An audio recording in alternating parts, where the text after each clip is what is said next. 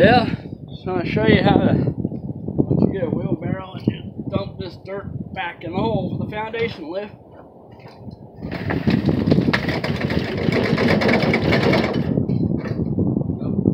That's how you get the job done. Do the excavation yourself.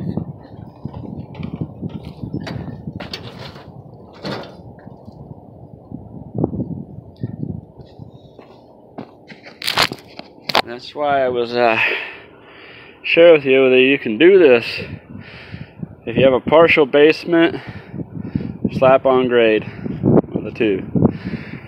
Now I did forget to mention that the footing is just right there,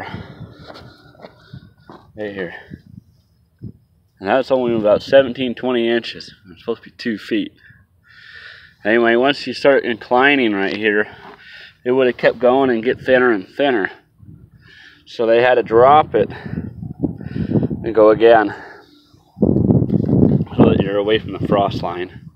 A couple other things I forgot to mention in the first video for foundation repair by lifting your foundation up. I mean, I got a feel on this side of this fence, and this new fence wasn't put in until October, November of 2017. So see, and right now it is July 4th, 2018. Okay, so we got what, 6 months span here. Before that, we had a wooden fence here, and we had Russian olive trees, but it might have been a little bit of the compassion, a little bit, but that would be down here for the compassion. And this footing isn't squared and formed, so that would have a straight fullness. But if the ground gets soft and wet, like it did in 2010, of spring of like April or late March, if this gets soft and you're on slitty clay and sand, your house will drop. I've gotten this soil wet. I showed a video of it, and when this stuff gets wet, it just don't hold up.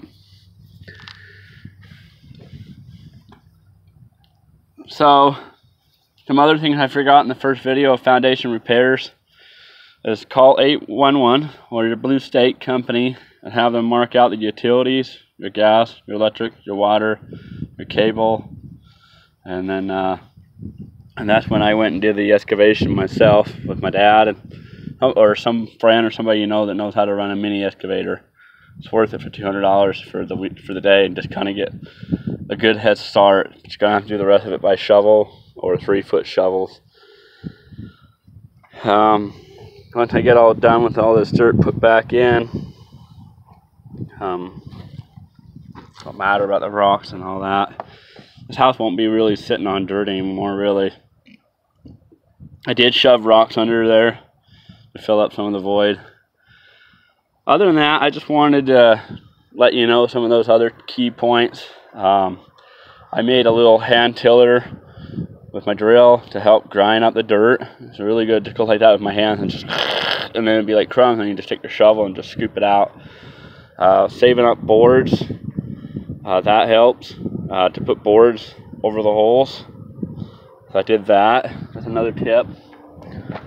I was able to put tarp down. That's another tip I forgot to mention in the first video. Putting tarp down so you can not have so much cleanup. See, I've already got one cleared. So it made it a little helpful.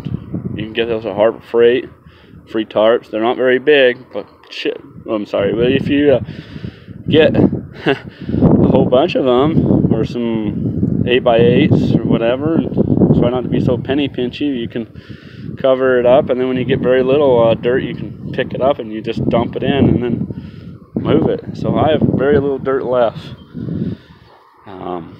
And I just had that one where that pier is, and then I had this one here, and the pier was put in right about there. I put a little black mark. I kind of went like this, and the pier's right about there, and I went, and I can just kind of know where it was. So I go, oh, right about here. Well, you're not really right. You're right about there. Anyway, I got that one flattened down. You can get these tools friends or somebody that'd be willing to help out. See, these are cheap totes I was telling you about, and they're really flimsy, that they break. I had to put Jack there to hold up because I don't have the cement pad anymore, which is sitting right there. I'm going to have to break it up. Anyway, this is some of those tips I forgot to mention about you doing your own. You could get a welder, and you could get somebody to weld it all up, buy all the pipes for you, try doing it yourself, but you could just hire one of these vendors and try to get the right bid. Make sure they know what they're doing. So you got the black mark there. So the pier was right about there. They don't put it by under windows or doors. And then the other pier was installed right about here. And I've already got the dirt in. So, and the other one's over here by the gas. But that's easy. Don't be afraid when you do these digging. I was more concerned about, because the gas was so easy, you can find it. See, you see it right there. You can just follow it.